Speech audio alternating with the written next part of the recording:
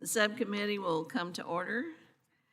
I ask unanimous consent that the chair be authorized to declare a recess at any time during today's hearing. Without objection, so ordered. I also ask unanimous consent that members not on the subcommittee be permitted to sit with the subcommittee at today's hearing and ask questions. Without objection, so ordered.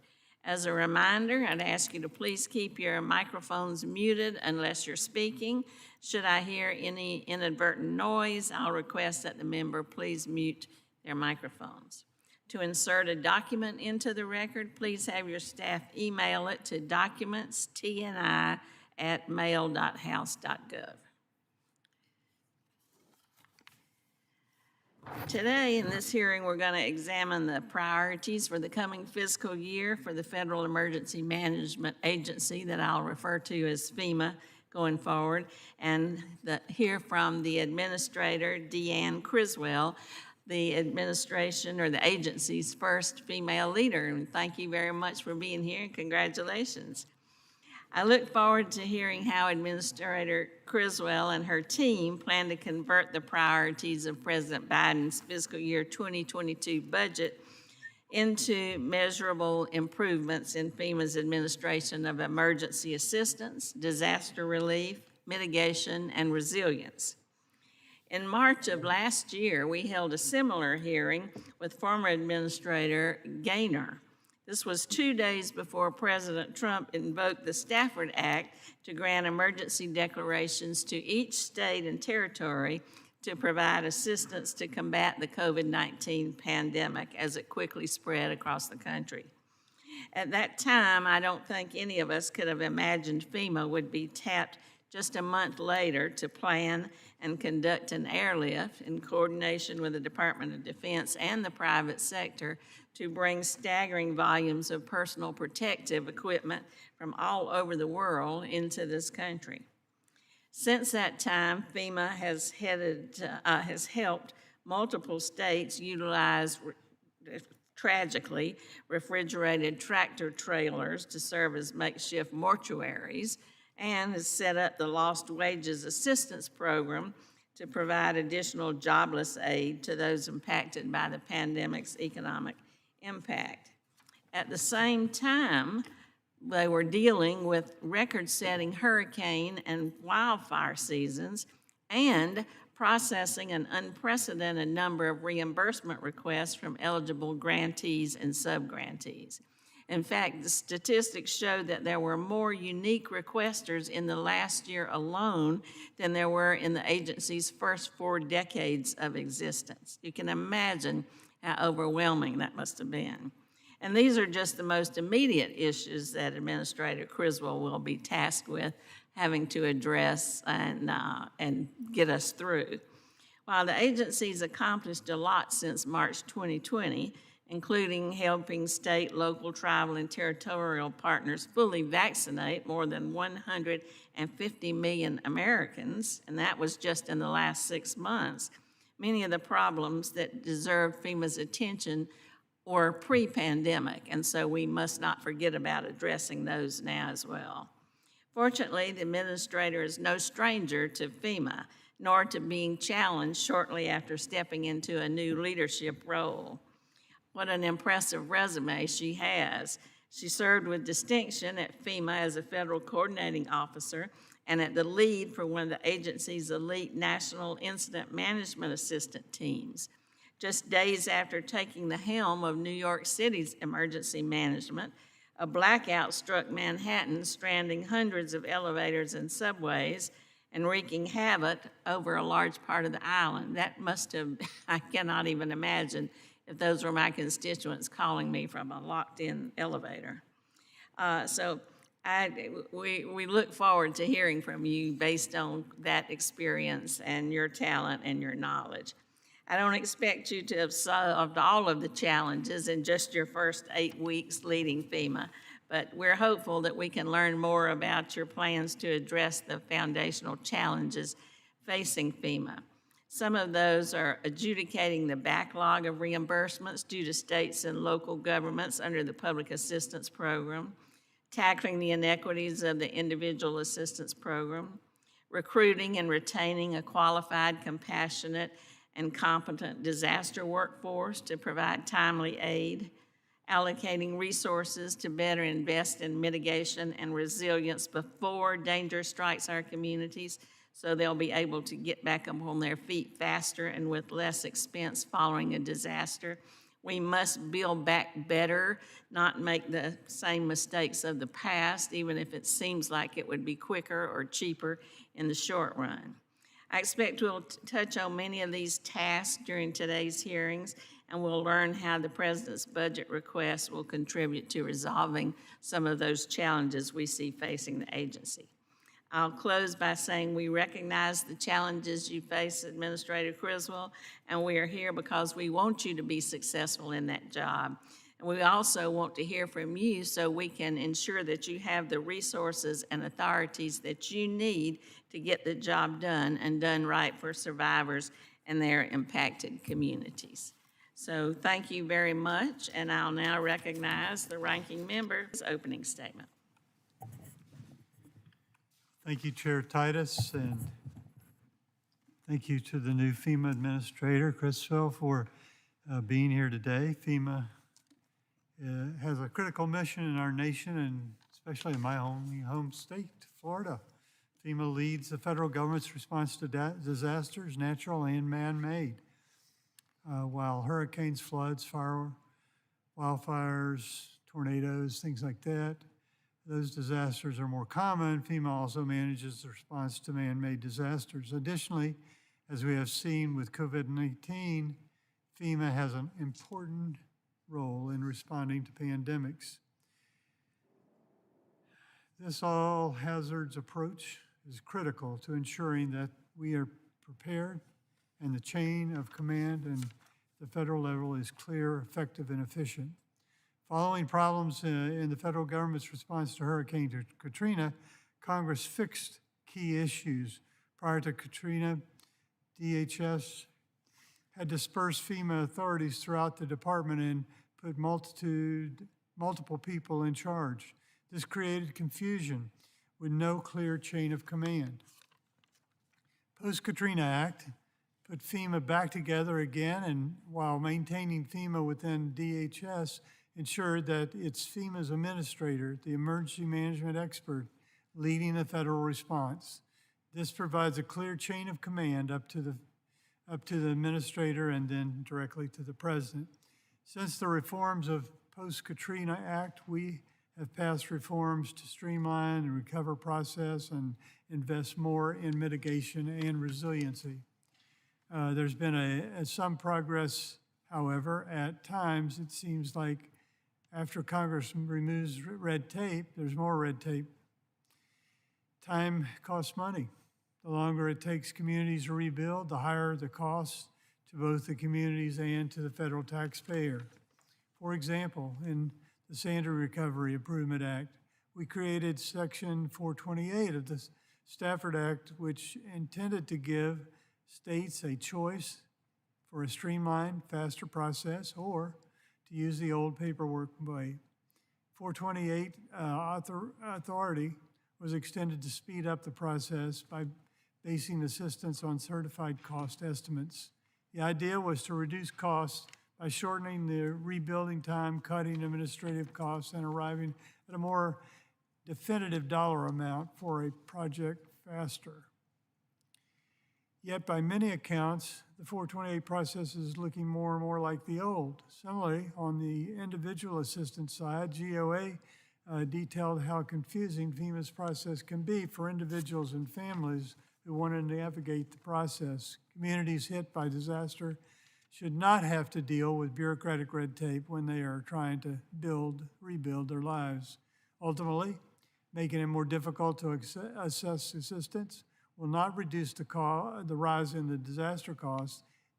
It may actually, won't reduce it, it may actually increase it. Proposals to tinker around the edges, like making it more difficult for disaster declarations or creating more red tape, do little to reduce the disaster costs and harm individuals and communities. Reality is that only a quarter of the disasters make up about 90% of the cost.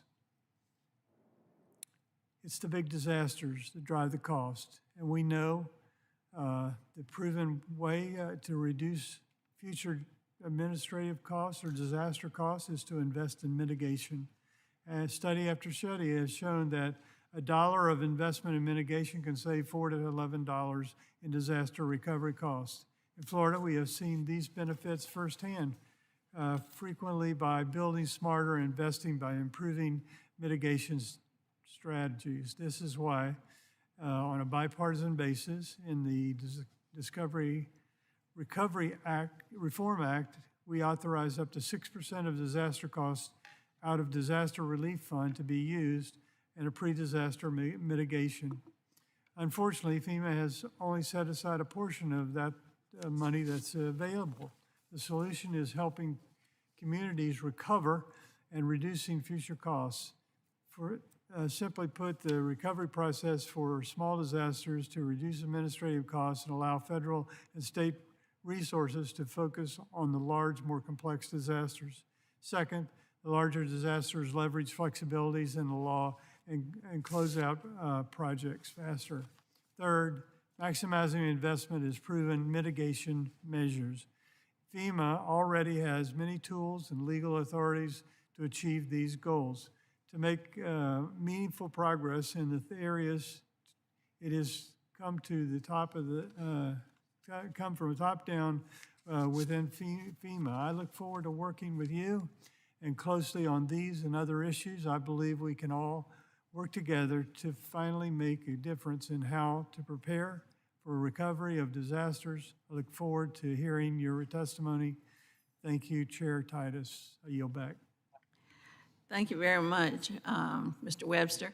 I now recognize Mr. DeFazio, who is the chairman of the Transportation and Infrastructure Committee, for his opening remarks.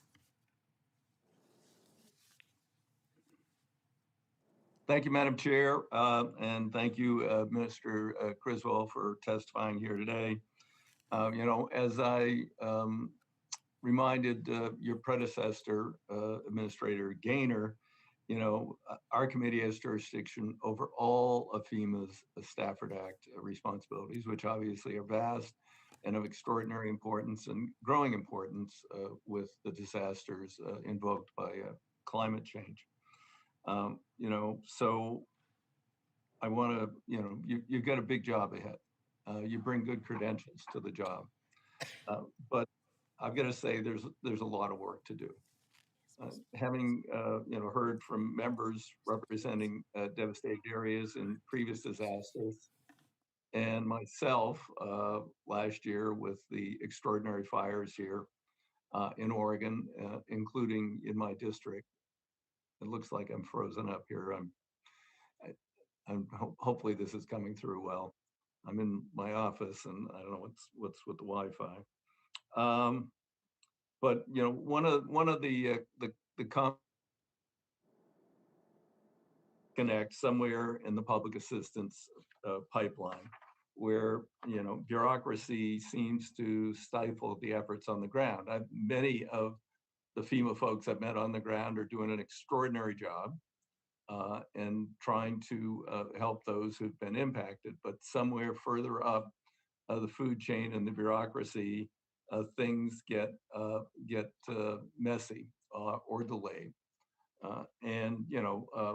I've experienced that personally here in Oregon, and particularly not in my district, but in the district south of mine, with assistance programs that were very, very slowly implemented. So there's a lot of concern about the logjam in the public assistance pipeline. The agency is, you've got a lot of eligible, worksheets to work on. I mean, there's a whole glut of them, but the pace at which they're being adjudicated is daunting, maddening, and and very, very much a hardship for the applicants. But despite the backlog, I'm glad we're able to ensure the agency had resources necessary to provide assistance. Worked hard on CARES, end of the year 21 omnibus, and this year's American Rescue Plan. The only two times I can recall Congress allocating FEMA more and as quickly was after 9/11 and the 2005 hurricane system with Katrina, Rita, and Wilmer. And you know, the share of FEMA's assistance overall, you know, is for disaster is infinitesimal compared to public assistance, yet individual assistance is seemingly bureaucratic and even more exasperating. You got a letter from, which for me, Chair Titus, Ranking Member Graves, and Ranking Member Webster regarding confusion even for basic determinations of eligibility for individual assistance and the drastic differences which have now been noted between survivors' individual assistance awards for very similar types of damage in the same disaster. So you know there's a problem, you know, and it's pretty much a black box to us. And I hope we'll get some more insight into that today and in the future. We can't get details, you know, for things as simple as full lists of questions posed to survivors, copies of form letters used by the agency to communicate throughout the process. You know, sure, I want to prevent fraud, but there's got to be a way to balance between the widespread fraud after '05 and where we are today.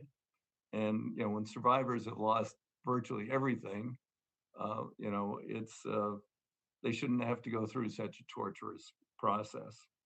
You know, I appreciate that you've discussed within the agency the importance of ensuring more equity for survivors and within FEMA and their workforce itself.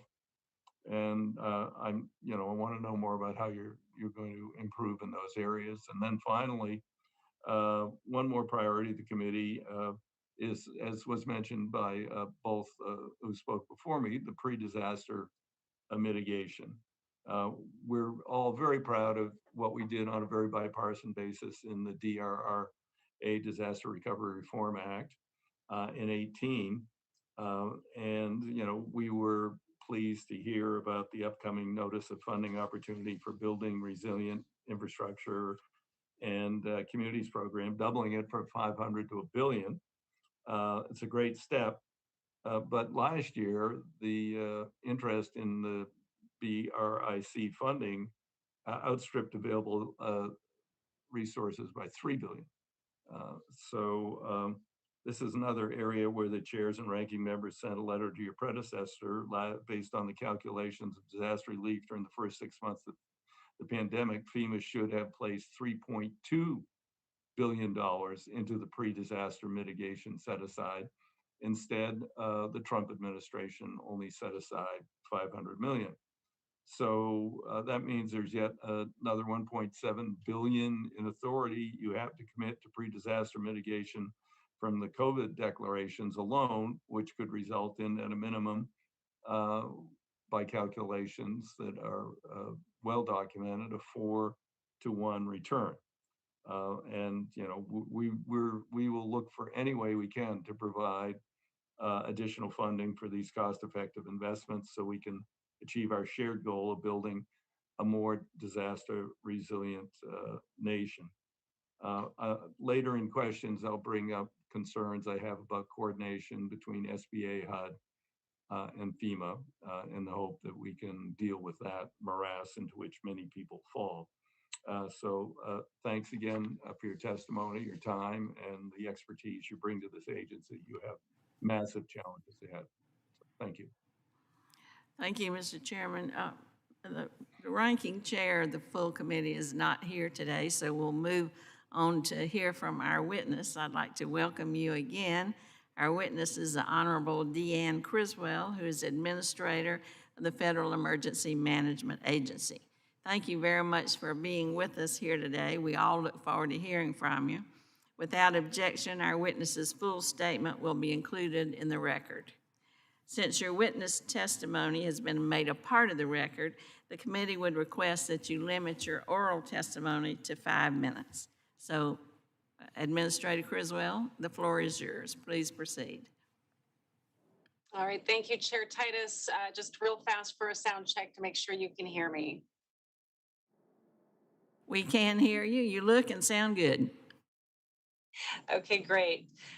Chair Titus, Ranking Member Webster, and members of the subcommittee, I'm delighted to appear before you today to discuss the President's budget request for FEMA in fiscal year 2022 and to describe how the President's vision guides my priorities for the agency.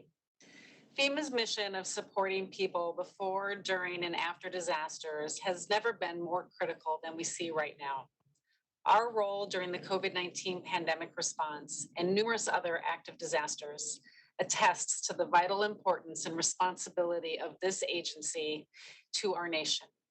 Given FEMA's unprecedented mission requirements, the President's budget increases the FEMA budget to $28.4 billion.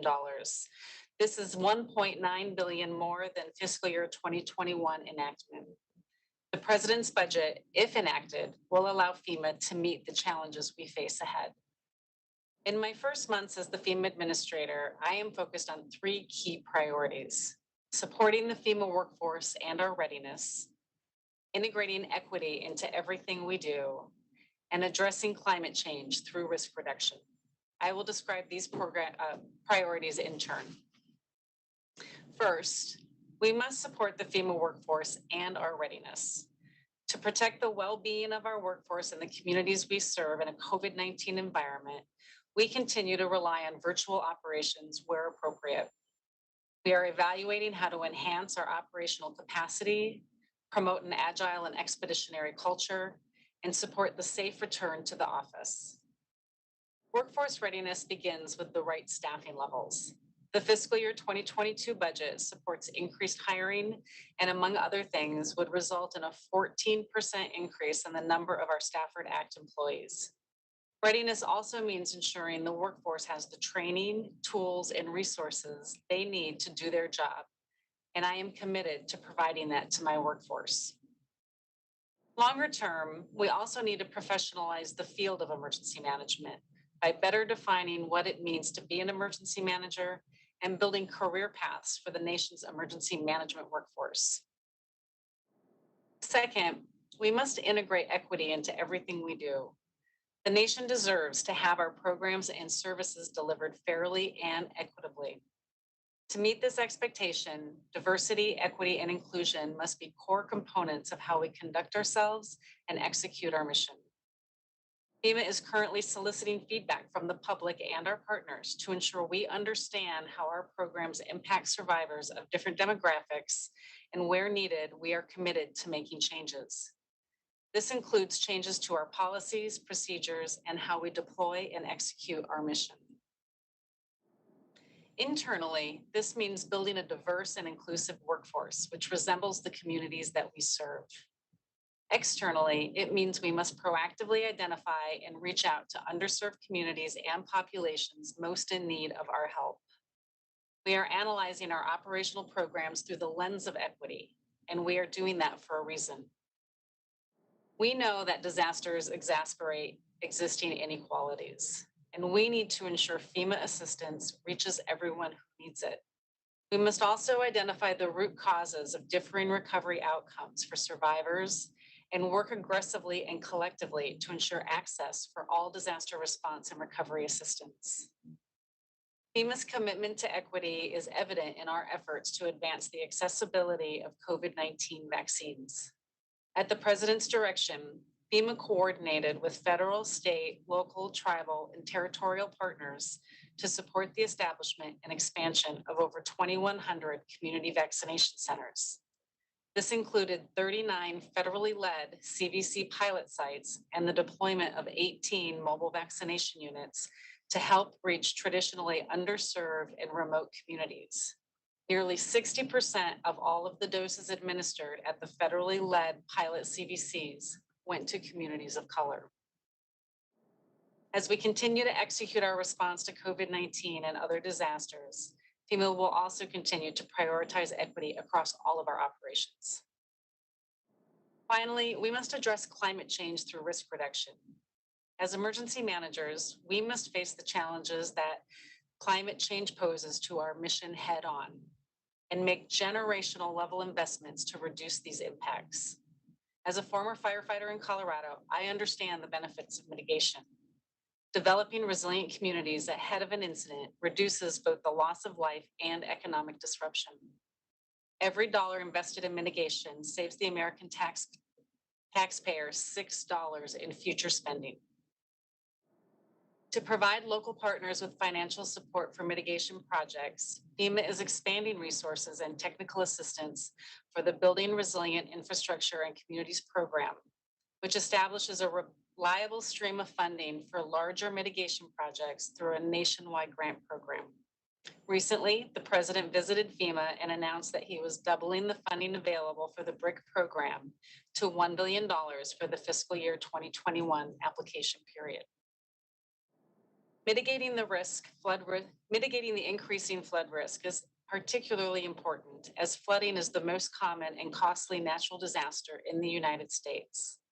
Among other initiatives, the president's fiscal year 2022 budget requests more than $428 million for the flood hazard mapping and risk analysis program to allow for more climate change data to be incorporated into flood risk analysis. FEMA is also working to ensure that communities are protected financially from flooding. FEMA is updating the National Flood Insurance Program pricing methodology to fix long-standing inequities by more closely aligning insurance premiums to the specific flood risk of each home. The fiscal year 22 budget also includes a means-tested affordability proposal to ensure that everyone who needs flood insurance can afford it. In conclusion, the COVID-19 pandemic is an important turning point for our country and challenges us to rethink our systems, decisions, and investments. This past year has not been easy, and I would like to recognize the professionalism and perseverance demonstrated by the FEMA workforce. I look forward to working with the members of this subcommittee as we build a more ready and resilient nation. I'm happy to answer any questions. Thank you very much. Now I recognize Chairman DeFazio for his first questions.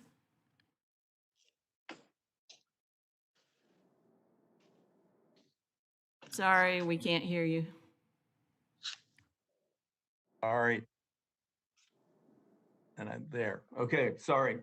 You mentioned your firefighting background, and that's going to be critical in the coming summer. We're having what might turn out to be the hottest week over the Greater West in history. I mean, we're not anywhere near August yet, and we were already in record drought. So this is going to be extraordinary. And I'm just wondering if you think that our pre and post disaster funding has historically, just because the severe wildfires are a more recent occurrence, slanted toward wind and flood events, hurricanes and the like, and whether we need to rethink those priorities in pre-disaster. Yes, it's a really timely question as we talk about the hazard mitigation funding that we have available through BRIC, but we also have several other hazard mitigation programs. I mean, I think an important point to note is we, in recent years, have enacted a hazard mitigation funding after an FMAG, a Fire Management Assistance Grant, has been given to do additional hazard mitigation that's specific to those communities that were impacted by the fire. This program allows us to rebuild and help those communities that were specifically impacted.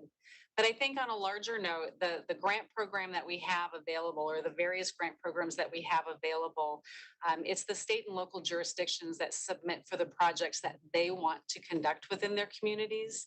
And I think where FEMA can help play a part in that is really help educating communities that this funding is available to also support wildland mitigation efforts, which to date, only a small percentage of the grants submitted are submitted for wildland fire mitigation. And so I think as a nation, we have work to do to make sure everybody understands the magnitude and scope that this program can cover, and that we help people understand the types of system-wide mitigation that can now be done through this increased level of funding. Excellent. Yes, I think a new program of outreach is warranted. In many cases, we're dealing with relatively unpopulated counties, small jurisdictions, and there's not a lot of expertise there. So that would be very welcome. How about the issue I raised at the beginning? Simplifying the language used in correspondence. And the notifications for status of applications, and then some kind of coordination. I mean, is it possible? I know bureaucracies are difficult to have a universal application between HUD, SBA, and FEMA, and is that something you're envisioning working on? I think that the points you raise really demonstrate that recovery from these disasters is really complex. And there are several programs that are out there that do support the long-term recovery of communities and for individuals. I understand the frustration. I recently came from the local level, and while it may be a major urban center, it was also difficult to navigate sometimes the federal bureaucracy. I think that right now we can do a better job of trying to make sure that our programs are more accessible and easily accessible for individuals so they know what to ask for and what they would be eligible for.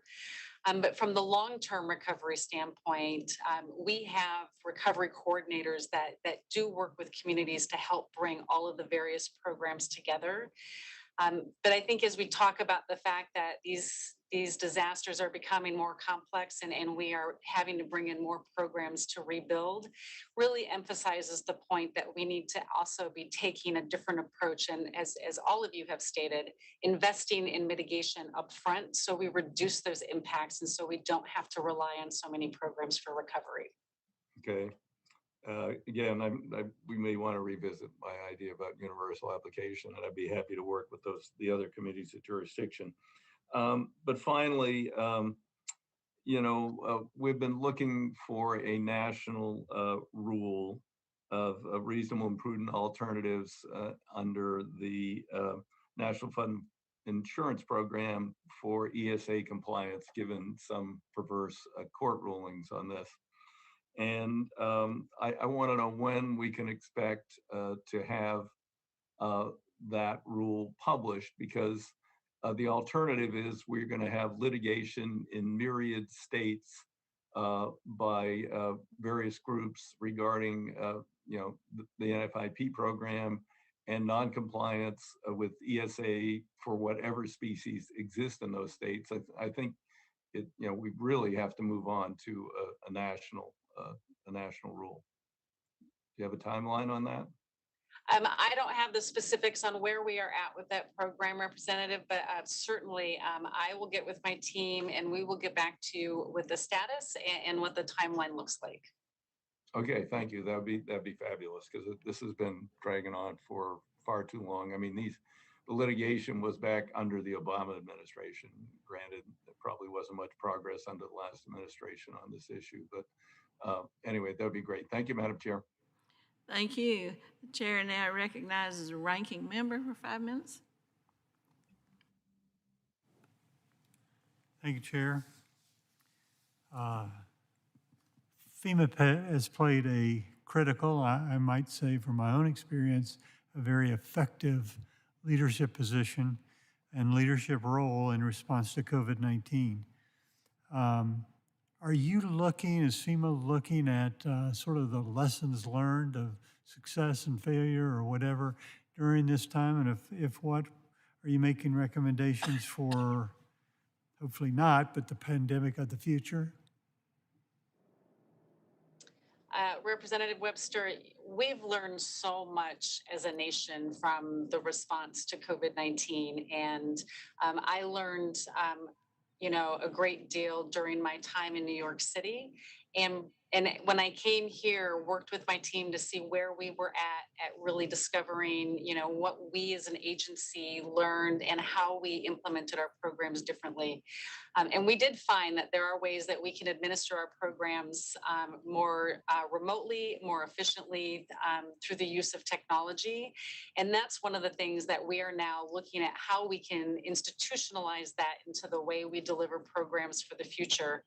I think that we have such a great opportunity in front of us right now to capitalize on how we learn to do things better and differently, that I believe will really make a difference in reaching out to more underserved communities and being able to bring assistance to the people where they're at instead of making them come to FEMA to get their help. Awesome. Florida, the state of Florida, has two problems related to each other, both of them related to time. And I would suspect there are others who have the same problem. In one case, we need more time. In another case, we need less time. At least in my area, the FEMA is set, at least in sometimes it's set an amount of time, 30-day deadline to get cost estimates in to the damage that has happened. So the storms happen, the winds came, or if it was a hurricane or something, then it leaves, and now we got 30 days to come up with a cost estimate. On the other hand, for our area, after that happens, 30 days is just when it's probably subsiding, and maybe just 3 or 4 days before that, the flooding from the rivers has peaked because of the flow of the water comes downstream, and this rolling crest that's coming down floods the area again, and so we can't make the estimates needed. So that's sort of we need a little bit more time because it's just the way it works, at least in some areas for some things. Secondly, though, we need less time. We need sometimes our states, especially the small cities and counties that don't have a surplus, they don't have a sort of a slush fund or anything else to balance their needs. They get by from kind of like paycheck to paycheck. And so those counties and cities who do that need less time for FEMA to pony up the money that they need. I was thinking about several of them who waited maybe after a disaster over a year, maybe 2 years before they were able to get their money. It's not that they didn't get it, it's just the time in between. They have nothing to fill in the gaps. Lots of major cities, larger cities, they can do it. They can get by and things work out. And the time isn't as big a problem. But for us, I have a lot of small counties and cities. They do. They need time shortened so that they could get those things taken care of. So I guess my question is, can you commit to help us out either, or if there's other tools you need in order to do that, can we provide them? Or is it you have enough tools, you just need to do it? That's my questions. Thank you. I appreciate the conversation you and I had the other day regarding this. And, time, as you stated, is our most precious commodity. When it comes to response, we want to make sure that we're getting in there fast so we can save lives. When it comes to recovery, we want to make sure that we're getting people assistance, financial reimbursements soon so they can stay viable for their own staff. But you bring up the great point, as I've seen firsthand how long it can take for flooding to recede and actually get in there to do the assessments that are required. So I think that your point also really goes to, my priority of equity, which is, we want to be able to ensure that we're delivering our programs equitably across the nation and to provide for the needs of the communities that are impacted, which will all have their own specific and unique needs. So I am committed to having my team continue to dive into this subject and determine how we can better support communities get the give them access to the programs that they need soon when they need it, and give them the time that they need to make sure that they can get all of the appropriate paperwork in place so they can get the reimbursement that they are eligible for. Thank you very much. Look forward to working with you. Yield back. Thank you. I'll now yield to myself. It's very refreshing to hear you speak so freely about the impacts of climate change, as opposed to erasing the term from the website like we saw happen some agencies under the last administration. You know, Nevada and the West are drier and hotter in recent years than ever, exacerbating the wildfire threats. Just last week, my district in Las Vegas experienced 5 straight days over 113 degrees and a couple at 117. Meanwhile, we're burning up. Other places are flooding. Riverside and coastal communities are dealing with the consequences of sea level rise, whether it's just regular tidal flooding on clear days or it's severe storm surges during the extreme weather, like the hurricanes that you're seeing in the southeast. Now, we already know, and as Chairman DeFazio pointed out, the demand is great for state, local, tribal, and territorial governments to invest in infrastructure projects to mitigate some of these known and predictable threats that arise from environmental changes. And we're seeing that reflected in the oversubscribed Building Resilience, Infrastructure, and Communities Program, or BRIC as we call it. Another place we're seeing it is in a program that this committee enacted last year with FEMA to seed state-managed revolving loan funds. This idea was introduced by our colleague, Representative Angie Craig, and it's based on very successful water state revolving funds. Those communities that have gotten tired of repeatedly applying and not being selected for some of the highly competitive grants can instead just choose to pursue projects on their own with a predictable path of paying it off. And I hope that FEMA will seek funds to seed those revolving funds in the next budget. But it's something we could do today is put aside more resources into pre-disaster mitigation. And I realize what the budget calls for, the request for $500 million for disaster relief funding and the 6% calculation for BRIC. But could you talk to us a little bit about how you see those two buckets coming together to help with this issue of the great demand and not very much resources?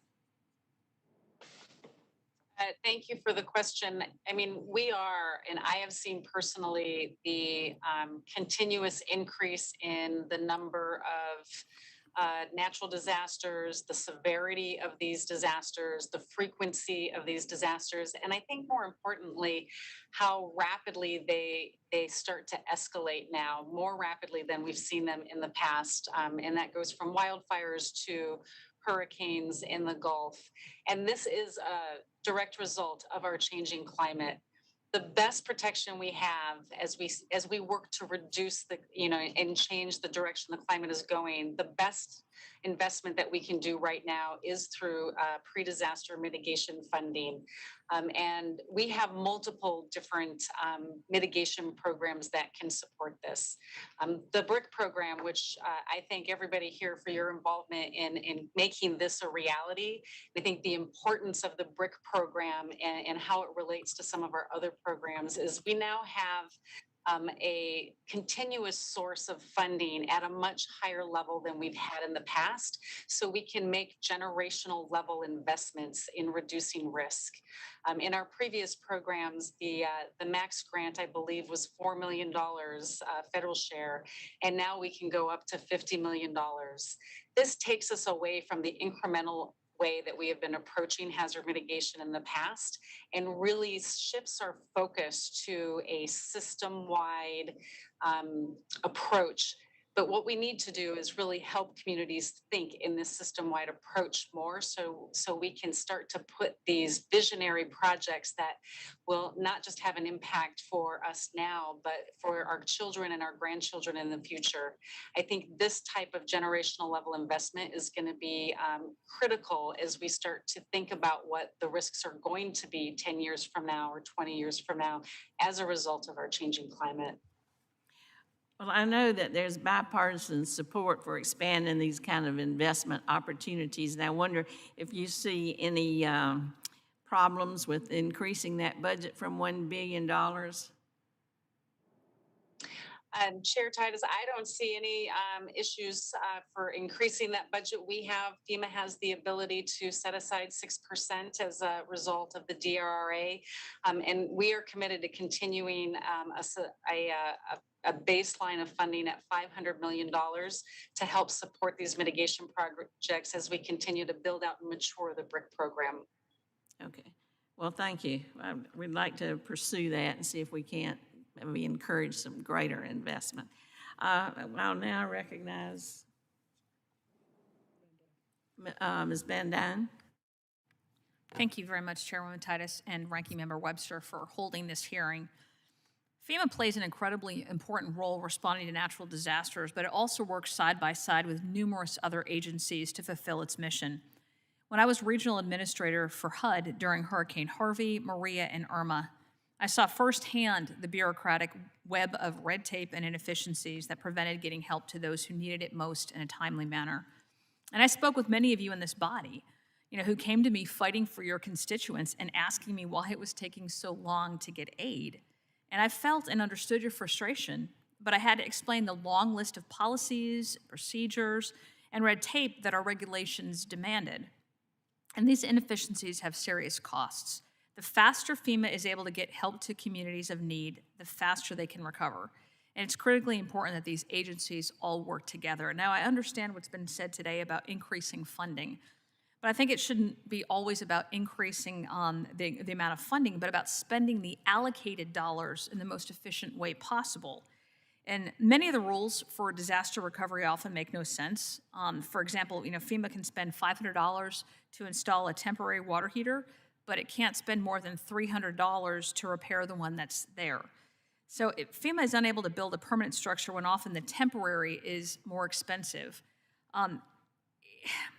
Can you help me understand and just bring a little bit more common sense and tell me what kind of efficiencies and adjustments have you seen in your time at FEMA that could actually help in this manner? I think that it's a great point. As I mentioned a little bit earlier, there's so much of our funding that is designed for long-term recovery, and we have so many different sources that can bring assistance to individuals. And I hear you. I hear that, sometimes the way the regulations are written, it takes the common sense out of the factor of how do we actually be good stewards of the taxpayer dollar. I understand some of the struggles that we've had in the past, and we've been able to do some creative things through the Stafford Act, like the STEP program during the response to Hurricane Sandy in New York and New Jersey. And I believe we've done some other things. FEMA has done some other things over the past few years as well. But I have directed my team to take a look at it. How are we applying the intent of the Stafford Act? And do we need to make some regulatory changes so we can make sure that we are, one, being good stewards of the taxpayer dollar, but we're getting people on the road to the recovery sooner than having to wait for all of these programs to come together. And I appreciate that. And by the way, I do want to give a shout out to Tony Robinson. He's your RA out in Region 6. I'd recommend talking to him and others who I have worked with that actually can help you direct the funds more efficiently. I've got another question. Since March, FEMA has been involved in setting up shelters at the border. Yesterday, I know that you met with President Biden. Was the ongoing discussion or the ongoing crisis at the border and FEMA's ongoing discussion, ongoing mission discussed? I know that Press Secretary Psaki was unable to answer if there was a deadline on the FEMA and whether or not you're going to be able to pull away from the border as we enter into our hurricane season? No, thank you for asking that question. FEMA's role is to coordinate across the federal interagency. We're very good at that. And FEMA was brought in to support HHS and CBP as they were executing their mission to support the border. FEMA at no time, I mean, the max number of people that we had at the border was less than 100 at any given time. So only a small amount of our staff were involved in providing some technical assistance to that.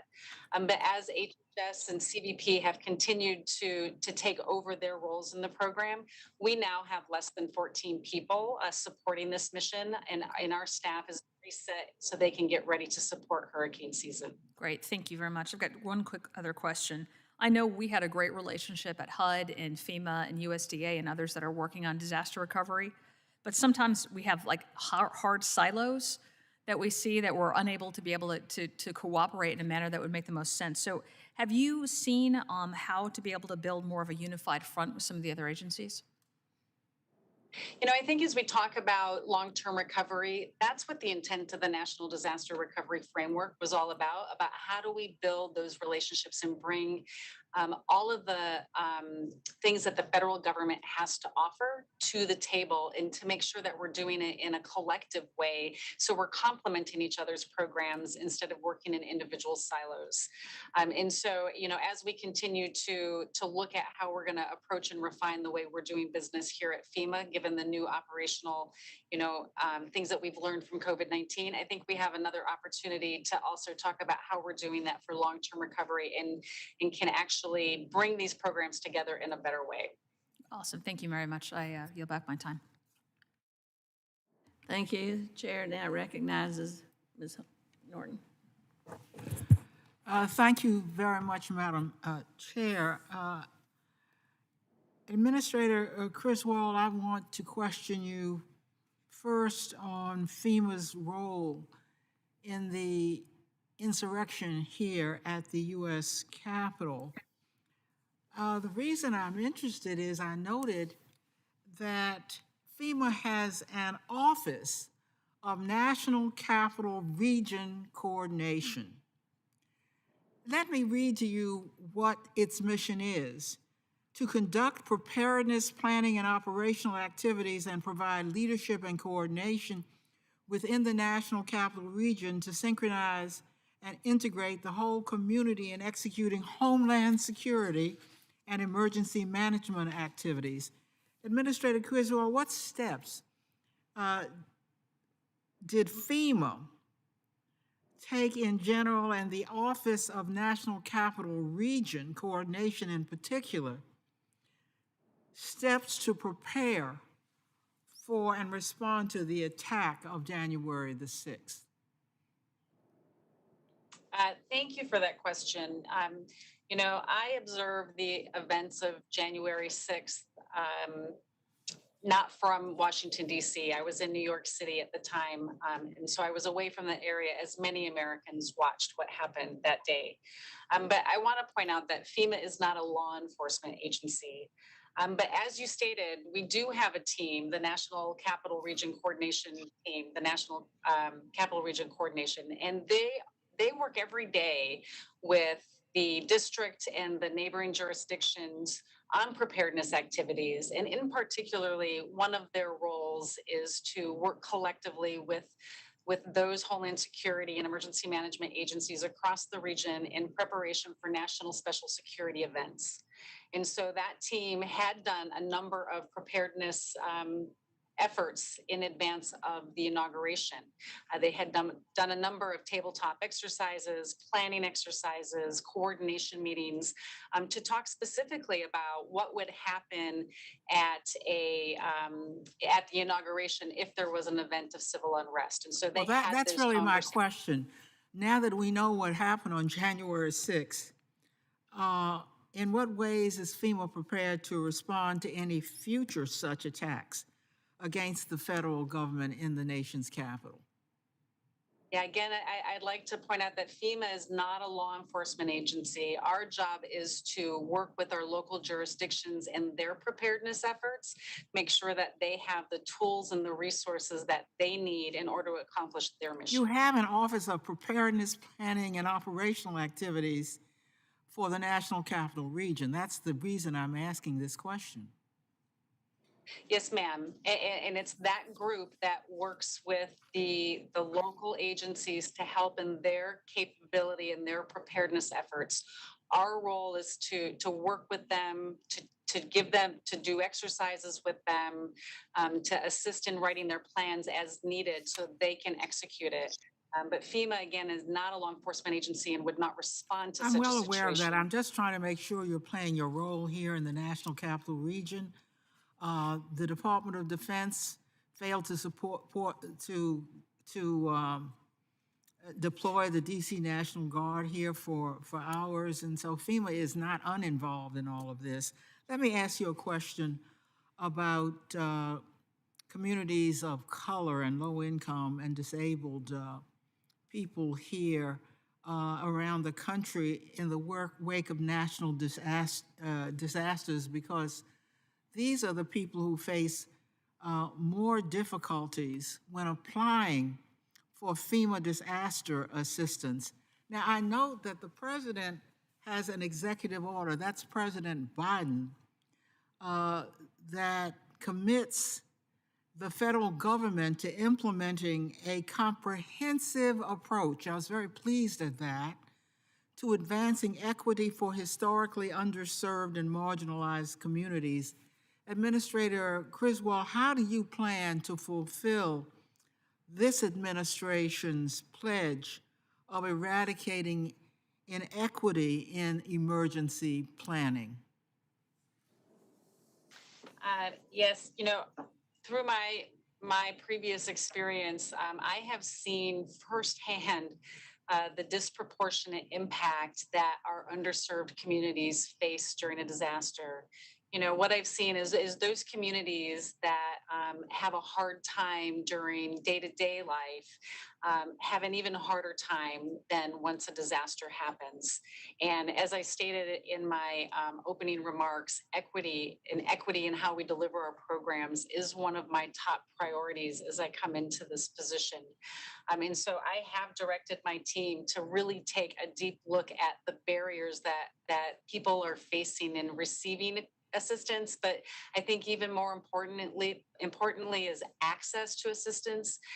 What we have seen and what we've been able to do during our support for the COVID-19 response is learning how important it is to get assistance to the people instead of having them and forcing them to come to us.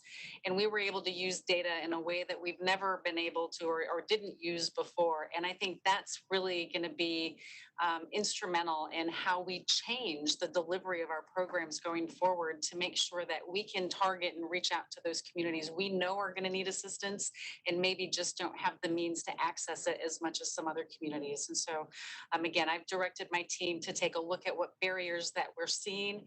And we've also, and it's important to point out here, we've asked for input from the public. We've put out a request for information on our website asking the community, what struggles are you facing in receiving assistance from FEMA? And we're going to take that information as we continue this analysis of our delivery of programs and make improvements along the way. And that RFI, that request for information, is available for the communities to respond to until July 21st. Thank you, Madam Chair. Thank you. Mr. Jimenez? Thank you, Madam Chair, and the ranking member. Administrator Criswell, I represent the congressional district with probably the most national flood insurance policies in the country. In Miami-Dade and Monroe counties, which I represent, there are almost 400,000 NFIP policies. Obviously, the risk rating 2.0 is going to have a huge impact on my constituents, and I intend to watch the situation very closely. With that in mind, I'm concerned with the rollout of the plan. It all seems to be happening pretty quickly, and I don't think that any of my constituents who are policyholders understand what may happen to their rates. What does FEMA intend to do beyond simply working through the insurance industry to educate and inform policyholders about their rates? And more importantly, what else can FEMA do to help people learn about the mitigation options available to them to help them reduce their rates if they're going to go up significantly under the new rate structure? And it looks like it will. And some of my constituents that weren't, that never had to buy flood insurance are now going to be faced with buying flood insurance for the first time at a significant rate. So what can you do to help? Yeah, thank you for that question. Risk rating 2.0 has been in the works for several years, and FEMA has worked with industry experts to really look at how we were providing rates and establishing rates for individuals. And what we found is that the risk calculations themselves were not specific and unique to the individual's risk. And so what Risk Rating 2.0 does is it really creates an equitable distribution of the risk that's out there. And so homeowners that don't have as much risk, their rates are actually going to go down. But they've been subsidizing the risk for some of the individual homeowners that have a higher risk. And so the program itself, I believe it's about 2/3 of the program, their rates are either going to go down or the increase in the rate is going to be no more than what they experience on a year-to-year basis right now. I hear you on the ability to make sure that we're doing enough education and outreach to make sure people understand what their rates are going to be. The rollout of the program for phase 1 is that any new policies that are put in place by October 1st, they're going to be subject to the new risk rating methodology, but also beginning October 1st, any individuals that their rates are going to go down, their rates will go down starting October 1st. But for those policyholders that need to renew their rates, or if their rates are going to go up, or renew their policies or rates are going to go up, that's not going to happen until April 1st of next year. And I'll commit to you that I'll make sure that my team is doing the appropriate level of outreach and education so homeowners understand what their impacts are going to be and how they can get better prepared for that. The statement that you said about the rates going up and down, that's on a nationwide level, right? It's not really in Monroe County, which is really the county that I'm most about. Okay, all right, thank you. The second question I have is, and I appreciate the administration's, recent focus on the building and resilient infrastructure and communities pre-disaster mitigation grant program, and I really applaud Congress for creating it. Monroe County, again, that's the Keys, which makes up the Florida Keys, requested funding from the BRIC program for the Twin Lake project in my district. But Twin Lakes and another community in the Keys, Stillwright Point, are ground zero for sea level rise and sea level rise concerns. And they really need FEMA's urgent attention through the BRIC program. Situation so dire that the New York Times back in November of 2019 featured both communities and that they had lived through 82 straight days of flooding in their streets due to sea level rise. Will you please join me in my districts to visit these communities that are really the point of the spear for sea level rise and work with the county, the constituents, and me to help devise a plan to improve the situation there through the BRIC or other programs? Congressman, yes, I mean, I think it's a true example of how this community-wide mitigation that's now available through the BRIC program can make real differences across the community. And so I would be happy to meet with you and your constituents to get a better understanding of what their challenges are. Well, thank you. By the way, that's in the Keys, so it's really not a bad trip. Okay. Thank you, Madam Chair, and I yield my time back. Thank you. Maybe we should all go down there on a field trip for this committee. Ms. Napolitano? Thank you, Madam Chair. Administrator Criswell, it's great to see you here. I have 3 points that I'd like to make. First is the strategic goal that you named to reduce complexity. Many constituents in my area were struggling to identify and access funeral assistance, and would like to know what efforts you make to improve outreach and accessibility. Second question, the $1 billion President Biden has included for FEMA's budget, rebuilding resilient infrastructure and community program, doubling the funding available to help citizens, states prepare for extreme weather disasters. In instances like Puerto Rico, can we make sure that the infrastructure policy is changed to allow rebuilding to modern infrastructure, not to the same old, to withstand rather, frequent hurricanes or emergencies. And then to the same question, how will FEMA prioritize communities' requests for pre-disaster mitigation funding? And will the communities be able to take precedence over them? The third item was a New York Times article on June the 7th, found FEMA looking at racial disparities. Have you identified, and how are you sharing your findings and changes with local government?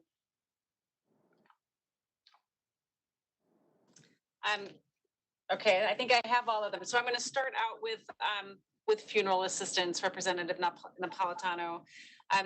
You know, again, I spent the most challenging year of my life in New York City last year and saw the devastating impacts that communities were feeling by the loss of loved ones. And I think all of us here have been touched by that in some way or another. And FEMA was able to implement the funeral assistance program in a way that we've never been able to do before, on a scale that is much bigger than what we've done in the past. To date, we've given out over $400 million already in funeral assistance to individuals that experienced this loss. And we continue to do outreach with communities to make sure that they understand that this program is available for them, and also making sure that we back to the access issue, that those that need the access to the program have access and they know how to apply for assistance. And so working through our regional administrators as they work with their state directors, we are making sure that we're trying to get that information out to everybody so they know that this assistance is out there. It doesn't mitigate their loss, but it does help take away some of the stress that they were feeling from that loss. And reduce the red tape, reduction of the red tape involved. Yes, I think right now our average award is taking less than 25 days from the time a person submits an application for funeral assistance until the time they get their reimbursement. Thank you. And then on your second point on mitigation and PDMG, you know, it's I think that you make a great point. We don't want to build back our infrastructure to the way it was before. We want to build back stronger so we can reduce the impacts from future disasters. And we do that in a couple of ways, right? As communities have declared disasters and they get public assistance funding to repair their projects, they can also repair to a higher level through that program already. But then also after disasters, we give out hazard mitigation grants to the state or the territory that they can also use, not just for those specific projects, but to talk about mitigation efforts across their communities to help, again, increase their own resilience to future events. And then with the in Puerto Rico, I was told they were building back to the old site, to the old type of infrastructure. And I found that very disturbing. Yes, you know, and I think FEMA provides the funding, but we don't provide authority to direct them to build back to a different level. But we work and encourage. No, it was the agency's decision, not the community. So again, FEMA does not have the authority to tell communities how to build, but we do work with them to let them know what their possibilities are, so they can use the funding to the most effective way possible and try to build back better, build back stronger. And so we work with them and encourage them and give them guidance and advice as they're going through the process as to what they are eligible to do. But the local jurisdictions will ultimately make the final decision on how they're going to repair their own infrastructure.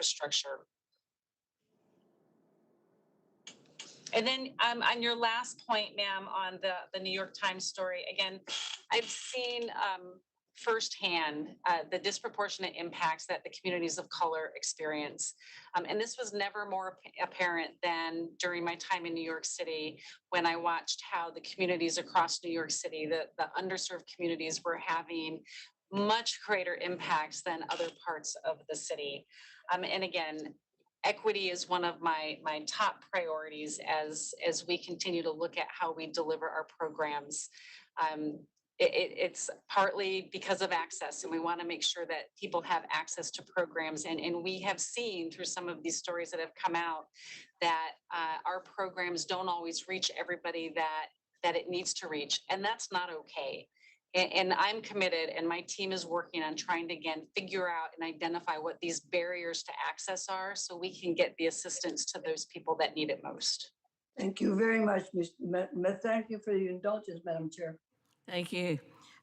Mr. Graves, we are always glad to have you sit with us on this committee, but we're wondering why you don't just get assigned here so you can also have a vote as well as a voice.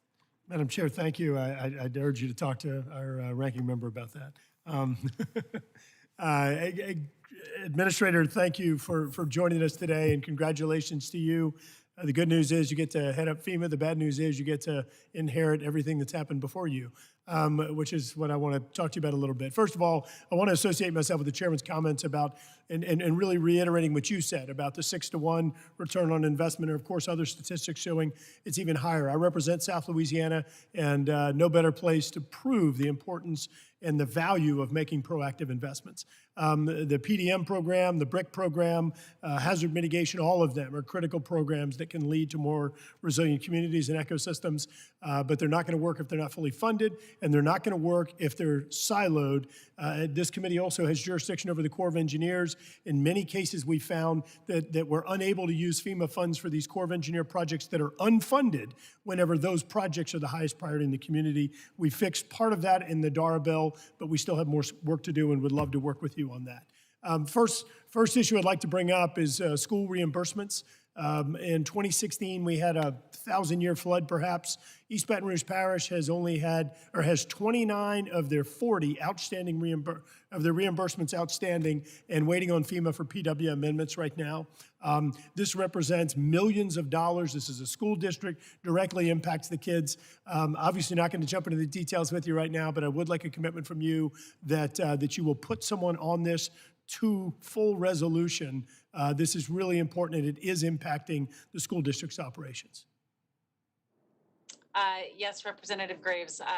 I just recently visited Louisiana last week and was impressed with the meetings that I had. And to your comment on the school districts, we need to help these communities recover. And if we don't get that funding and get them on the road to recovery, then they're just more vulnerable to the next disaster. And so, yes, you have my commitment to working with you and your team to make sure that we get these projects moving. Okay, I'm going to say it again. 29 of the 40 reimbursements are outstanding.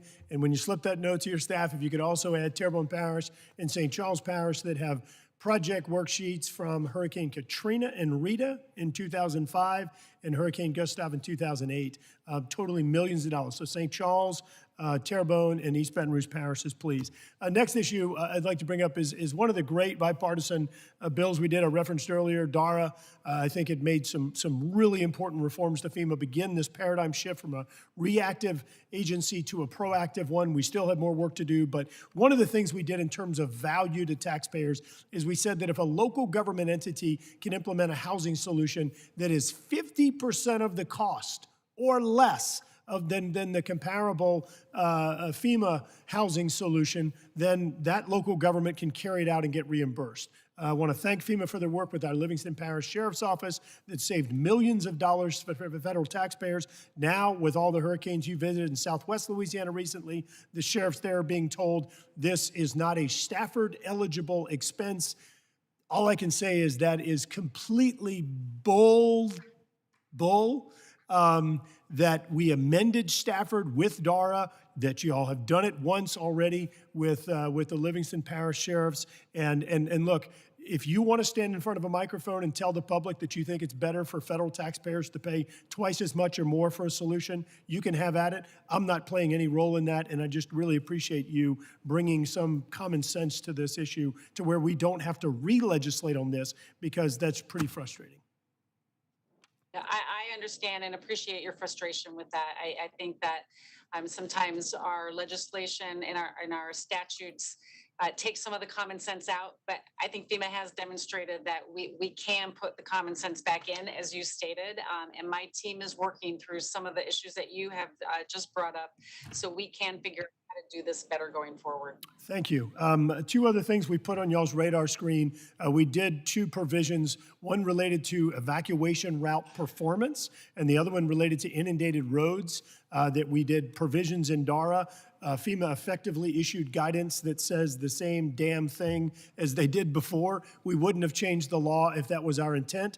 Evacuation routes are not performing in a hurricane, for example. That indicates the standards are inappropriate. We need those standards updated in my community, in Mr. Rausers, in Mr. Webster's, these hurricane-prone areas. We can't have our main evacuation routes like interstates that are underwater. Ours, I-12, in the 2016 flood was under 6 feet of water. As I recall, somewhere over 1,200 motorists stranded on the interstate that became victims that we had to then go fly food and water to and things like that. It diverted our emergency resources in that disaster, and I'd like to ask you to look at those two things, please. Lastly, Madam Chair, I just want to reiterate the comments made by the mayor about risk rating 2.0. Very strong concerns. We absolutely want fairness. We want risk conveyed, but very, very concerned about how that's moving forward. Thank you, Madam Chair. Yield back. Thank you. Mr. Garamendi? Thank you, Madam Chair. Mr. Graves has brought up a series of issues, but before I get to them, congratulations. Look forward to working with you. We've got a whole host of us here that know how the department, how FEMA could be run better. If we were so good at it, we would have sought the appointment. But we're wise. We know that it is a thankless job because there's always more to be done. We wish you well.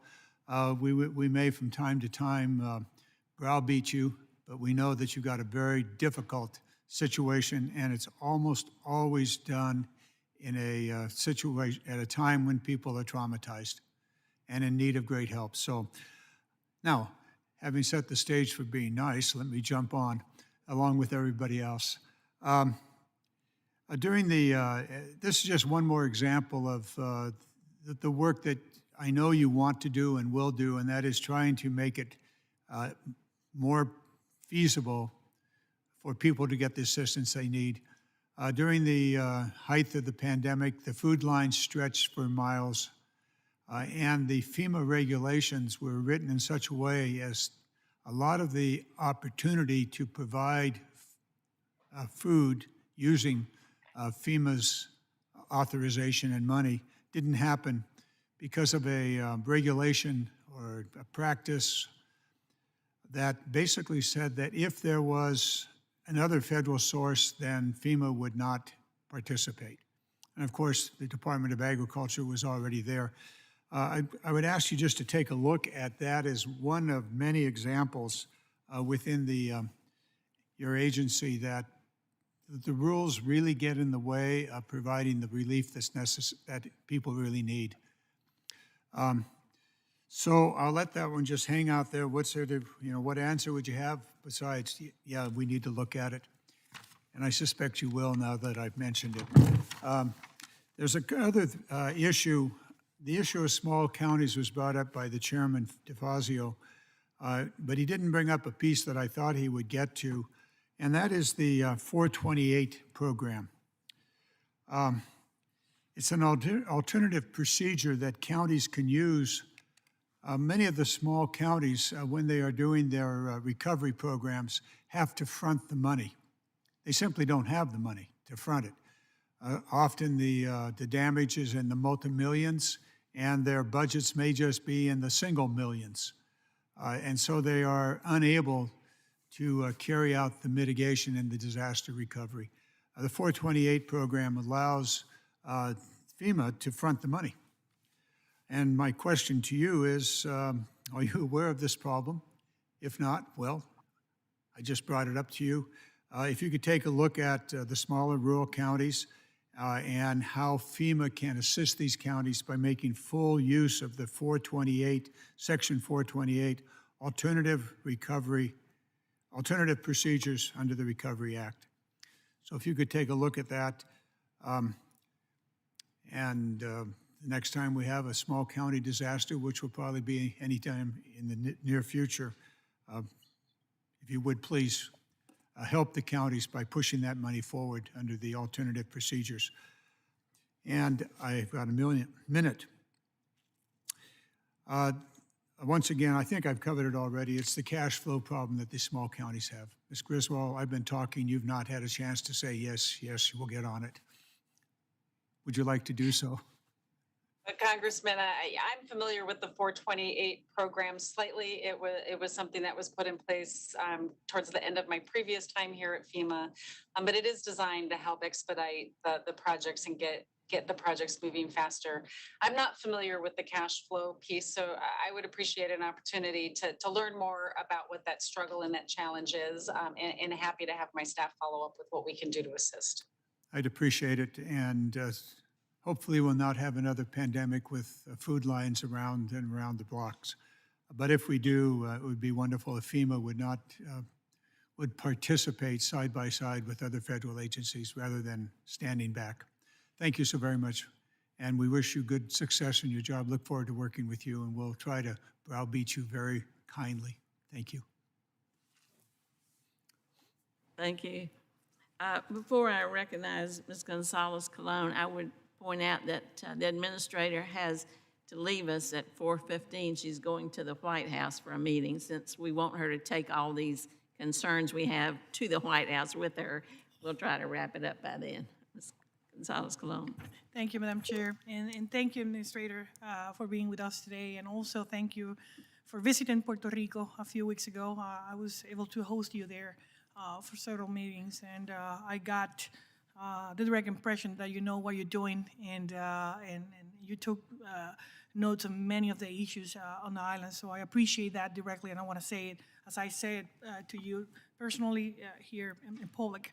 And one of the issues that we discussed at that meeting was that the issue of a clawback when there's an error in funding from FEMA to the agencies and actually to the people. And as last month, my office received several calls from constituents that had FEMA assistance approved for their home that was damaged in hurricanes in 2017. And they were recently called by FEMA in coordination with the IRS, informing them that the assistance was given in error, and they're seeking to claw back the funding. And this is something that we discussed, and this is not new for the committee. That was the reason we co-sponsor HR 539, the Preventing Disaster Revitalization Act, introduced by Ranking Member Sam Graves, that will require FEMA to waive the disaster assistance debts that FEMA provided to people in error. Do you think that is the agency forced to do this by current law or regulation, or this can be reevaluated by the administration? Representative Gonzalez-Colon, I just wanted to thank you for your time when I visited Puerto Rico. I appreciated the information and listening to the struggles and the challenges that your communities are facing out there. First, on the clawback issue, I wanted to point out that we are currently using the waiver authority that current law has, that Congress provided to us through the DRRA, to waive some of those clawbacks when it is an error on FEMA's part. But with this one that you're talking about now, I'd really appreciate the opportunity for my team to learn more about this particular situation so we can better understand it. But I also understand that there is legislation that's being drafted, and my team stands ready to assist Congress with technical drafting assistance so we can effectively address this issue so we don't have this problem in the future. Thank you. HR 539 is already approved by the House. So it's en route to the Senate, and I think it's a good piece of legislation. The other question I do have is regarding the Build Back Better. You know that in Congress, Congressman Serrano and myself put an amendment to Section 2601 in the 2018 Bipartisan Budget Act that allowed the agency to be flexible in regards to pre-disaster condition, which is one of the main issues on the island, to instead rebuild to current industry standards. And the reason we want to rebuild to the current code is so in the next storm it is more resilient, and so we don't have to spend more money again and again to rebuild or replace structure multiple times when we can be up to date in the codes. For the first years after the hurricanes in 2017, there were repeated complaints from the municipalities and the state government in spite of many occasions, projects that were in such a way to only fix that was broken by the storm, even though meeting new codes require many of the other parts of the site to be upgraded. Do you think this is still a problem? So building codes are so important. And, I've been talking with some communities that have been impacted recently by disasters. And they have shared with me the fact that when a community adopts stronger building codes, that what they're seeing is less impact from disasters. And so I think the first step is making sure that communities are adopting the current set of building codes. So as communities are rebuilding or building, that they're building to the new code. I think as far as when people are recovering, when communities are recovering and repairing or rebuilding the structures that have been damaged during a disaster and a presidentially declared disaster, again, FEMA does not have the authority to tell them what to build to unless it's to the current code. And we do provide additional mitigation funding so they don't have to build back just to the current, to the previous state, but they can incorporate some increased hardening and resiliency to make them stronger against future disasters. Madam Secretary, I just want to say thank you to your office and all the FEMA employees on the island. They've been helping the island, more than 1,000 employees since 2017, so this is not new. I mean, they've been working there. We are right now in the hurricane season. We got earthquakes last 2 years, so I know FEMA got boots on the ground since 2017, and I hope we can continue to work together to have a more resilient Puerto Rico. So thank you, Madam Chair, and I yield back. Thank you. Before I recognize Mr. Rouser, I'd like to ask you, Administrator, we talked about this earlier, and you mentioned it in your opening remarks, how important it is to get the best workforce possible to deal with some of these disasters. And I wonder if, given your experience with the National Guard, what you think about providing USERRA-like protections to Americans who want to go and be helpful, but they can't because they won't have their jobs when they come back home. And do you think that's something that we could work on together to help you build that better workforce? I think it's an important point. I spent 21 years in the Air National Guard, and having USERRA protection allowed me to support the duty to my nation and know that I had a job when I came back. And you're right, it's not a protection that we currently have for the largest part of our workforce, which is our reservist workforce. So I would appreciate the opportunity to continue to work with you on whether or not we can make that a reality for the FEMA reservist workforce. Great. Well, I look forward to that too. Mr. Rouser? Thank you, Madam Chair, and Madam Administrator. Congratulations on your new post, your new assignment, and I know you'll do great. I want to follow up on some of the comments of that my colleagues made previously, and I have similar issues, obviously, in my district. All of us that deal with hurricanes and floods and natural disasters, it seems like on an annual basis, seem to have the same problems. Obviously, there are two towns in particular I want to highlight and I want to mention, and if you don't mind, if you can help me out with these two in terms of getting their reimbursement. It's been mentioned, I heard mention about small counties, when these small towns too, when they're putting up millions of dollars, 10, 14, $20 million, whatever it is, and they're set to be reimbursed, through the public assistance program from FEMA, but they don't get the reimbursement for a year or more. I know when Hurricane Matthew hit in 2016, I had some communities that didn't get reimbursed for a long, long time. Our North Carolina DOT was not reimbursed for their expenditures for far more than a year, as I recall. And in this particular case with Hurricane Florence, the town of Surf City and the town of Topsail Beach, both of them are still waiting for pretty significant reimbursement. Town of Surf City, approximately $10.6 million, and the town of Topsail Beach, pretty significant sum as well. Would you mind looking into those two in particular? Both have waited more than a year. I believe they submitted their request March a year ago, and of course, obviously, that's been a little more than a year since then. Yeah, absolutely. I don't obviously know the specifics of those two, but I'm happy to get the details and get back to your team and your staff with the status. I appreciate that very much because when they don't get those reimbursements, it's very hard to plan and prepare for the next storm. And like I said, in 2016, we had Matthew, then 2018, we had Florence, and 2019 and 2020, we escaped disaster, but very, very narrowly.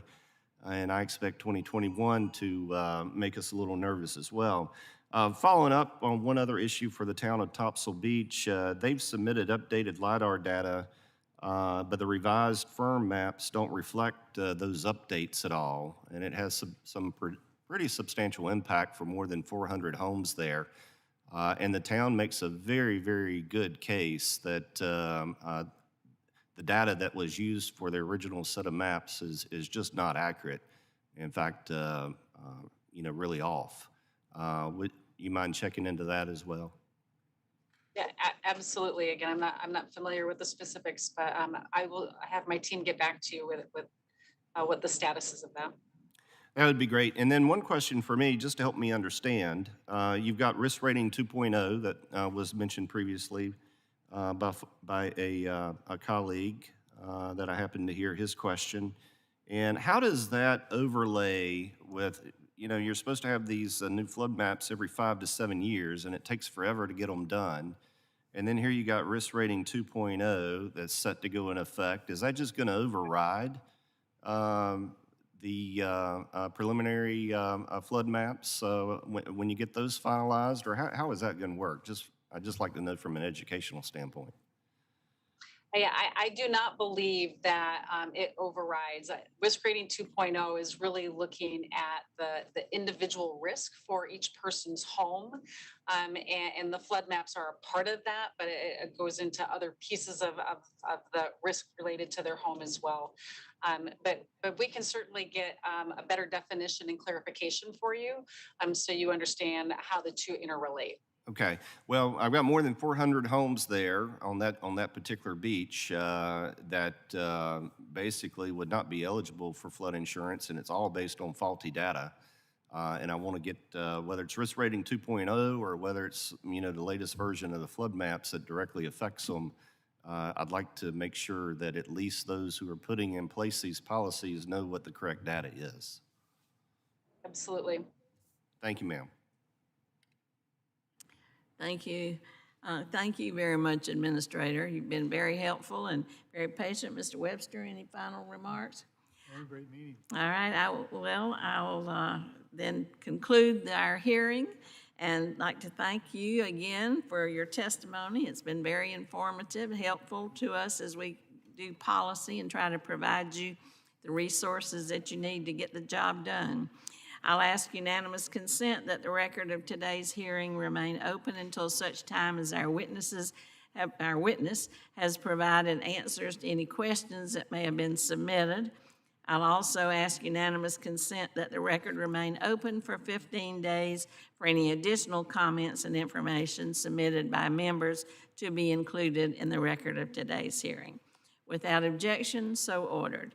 The subcommittee stands adjourned. Thank you.